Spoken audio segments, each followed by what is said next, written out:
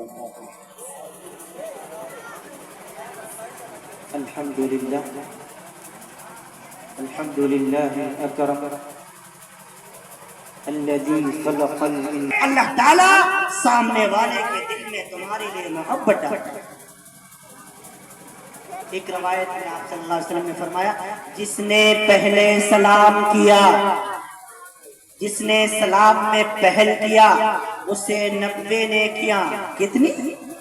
90 نے کیا. اور جس نے جواب دیا اسے کتنی؟ 10. اسے 10. اور سلام کرنے والے کو 90. کیوں؟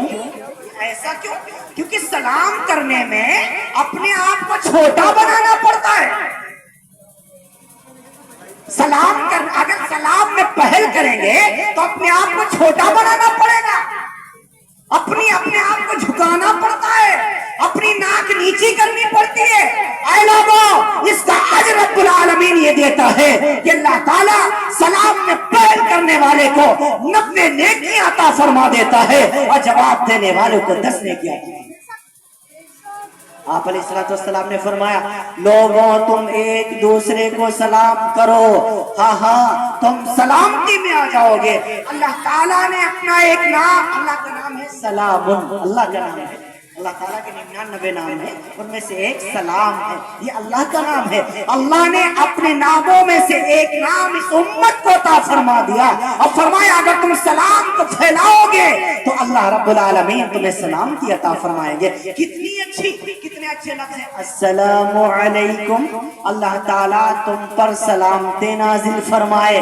ورحمت اللہ، اللہ کی رحمتیں تم پر نازل ہوں. وبرکاتہ، اللہ کی برکتیں تم پر نازل ہوں. جواب یہی دو وعلیکم السلام ورحمت اللہ وبرکاتہ.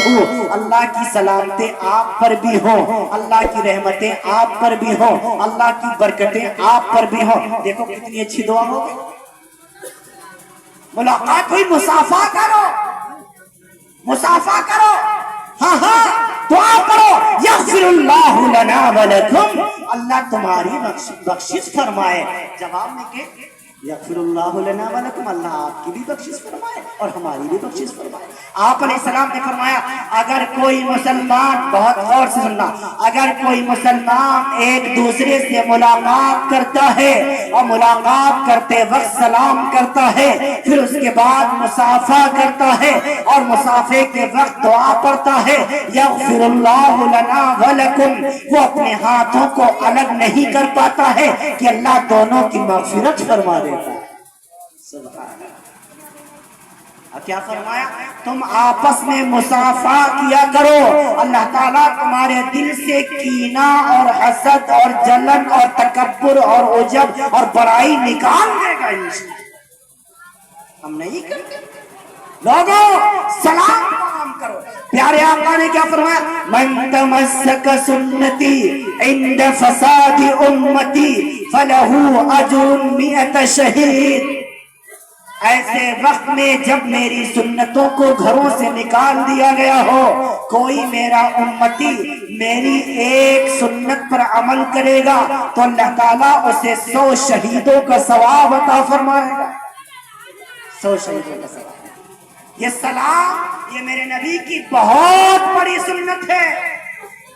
اپنے بچوں کو سلام سکھاؤ. گھروں میں کوئی مہمان آئے بچوں سے کہو یہ تم سے بڑے ہیں عمر میں، سلام کرو. یہ چچا ہے سلام کرو، یہ خالو ہے سلام کرو، یہ ماما ہے سلام کرو، یہ رشتے میں تمہارے بڑے ابو لگتے ہیں انہیں سلام کرو. بچوں کو یہ تعلیم دیا کرو. ہاں بچوں کی تربیت یہ سب سے اولین فریضہ ماں باپ کا. آج ہماری اولادیں جو بگڑ رہی ہیں ان میں صرف ان آئین بچوں کا قصور نہیں ہے، ہم والدین کا بھی قصور ہے.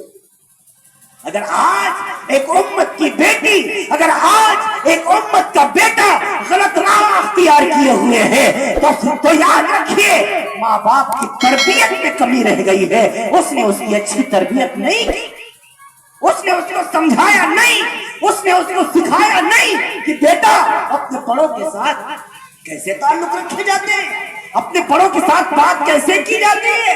اپنے سے بڑی عمر کے لوگوں سے گفتگو کیسے کی جاتی ہے ہم نے اپنے بچوں کو سکھایا ہے۔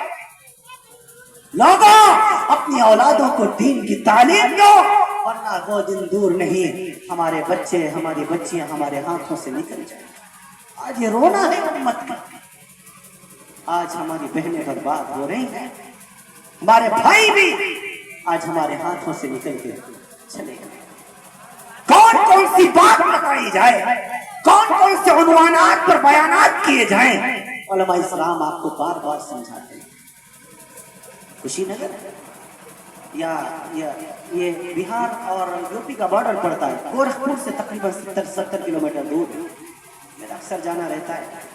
وہاں میری حاضری ہوئی، مفتی سعید صاحب بتانے لگے کہ یہاں سے 30-35 کلومیٹر دور ایک گاؤں ہے،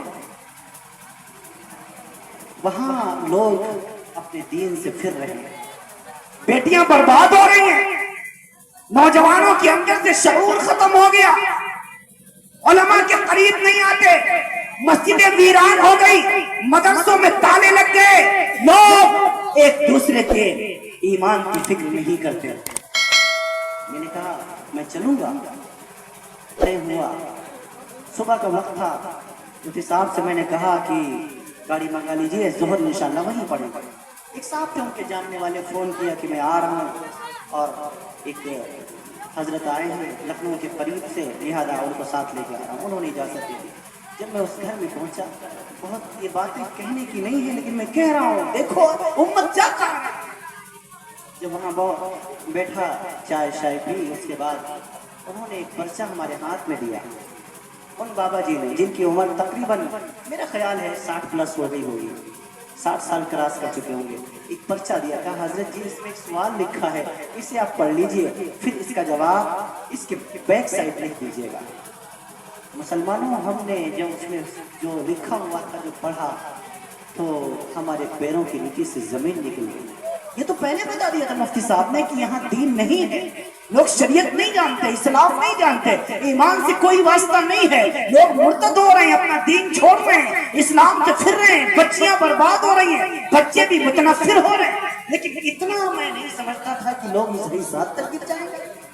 اس میں لکھا ہوا تھا سوال کے انداز میں، پہلے سلام لکھا، اس کے بعد لکھا کہ حضرت جی کیا میں اپنی بیٹی کی شادی غیر مسلم لڑکے کے ساتھ کر سکتی ہوں؟